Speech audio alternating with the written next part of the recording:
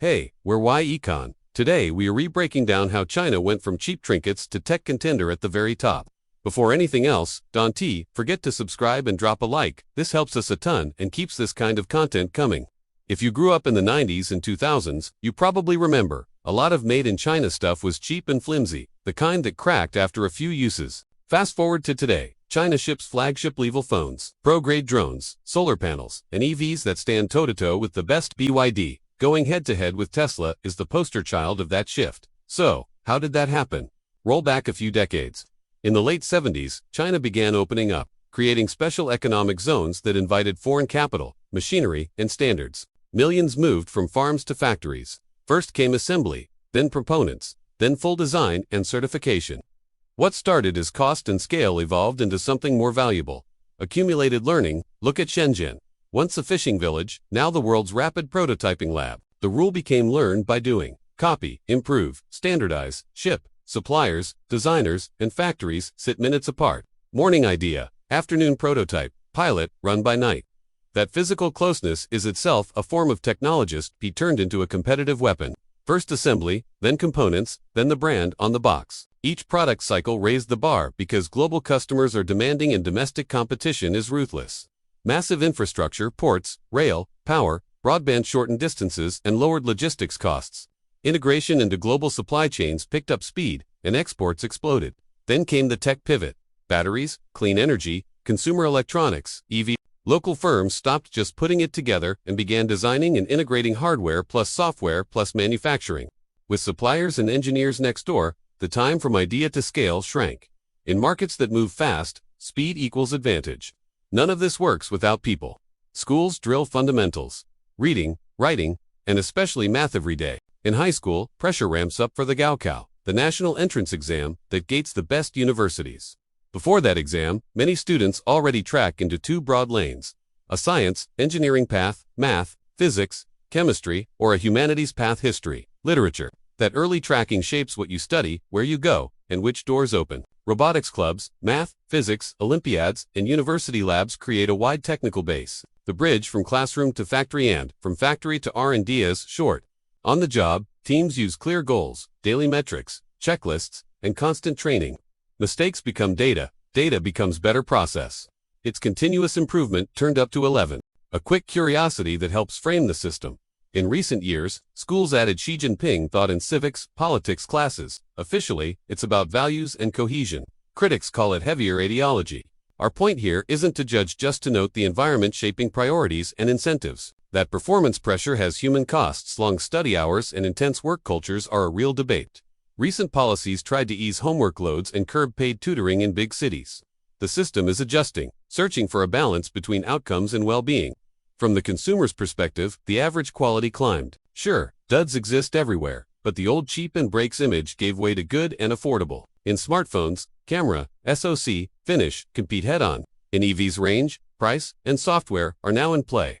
China didn't rely only on markets. It ran missions. Made in China 2025 set targets for robotics, EVs, advanced materials, and more. Dual circulation tries to balance export muscle with strong domestic demand. In practice, directed credit, public procurement, P&D support, and clear cluster goals. Not perfect, but it gives direction when the global map redraws itself.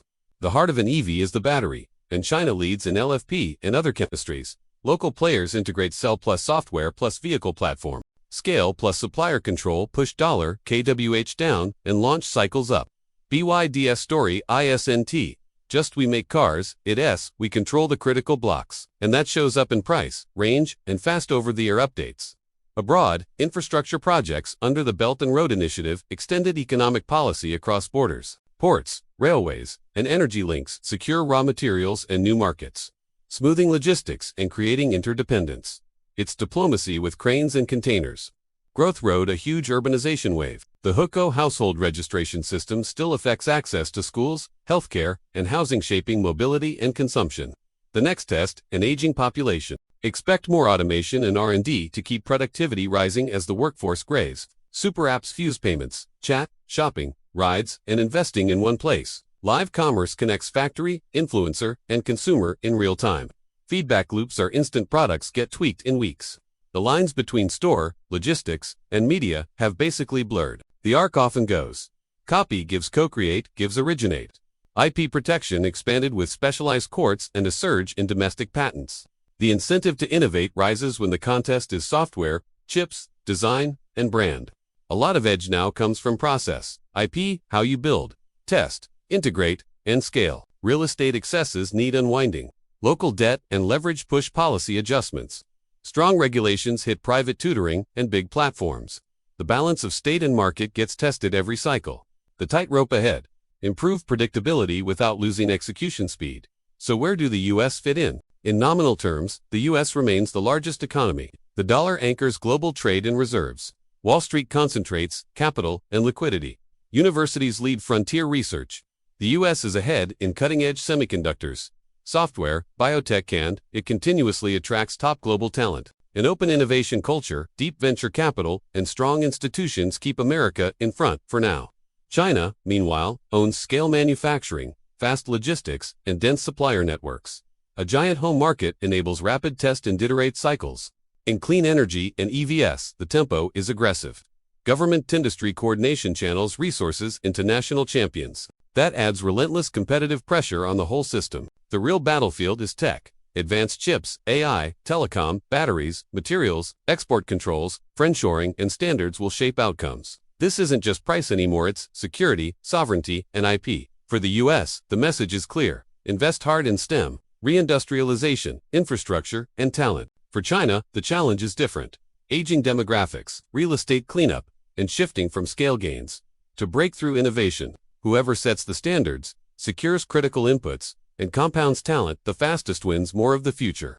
For consumers, competition should mean better products at lower prices, launched faster. For businesses and governments, it's about resilient supply chains, fewer single-point dependencies, and smarter bets on strategic R&D.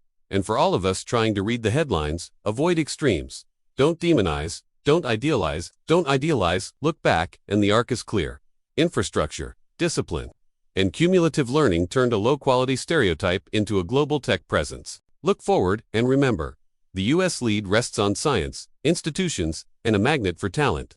This isn't a 100-meter dash, it's a technological marathon. China runs the world's largest high-speed rail network. Shanghai's port regularly tops global container rankings. Singles Day became the biggest online shopping day on Earth. Gaokao is a once-a-year ultra-high-stakes national exam, 996 a.m. to 9 p.m., 6 days a week. Ignited debates on work-life balance. Haigui sea turtles, nicknames, returnees who studied abroad. In hardware, supplier proximity is treated like a tech advantage in itself. If this video helped you see the US-China race more clearly, give it some love. Like the video, share it with someone who's into economics and tech, and subscribe so you don't miss what's next. We're genuinely grateful for your support. And please drop your topic suggestions and questions in the comments. Your idea might be the next Econ script.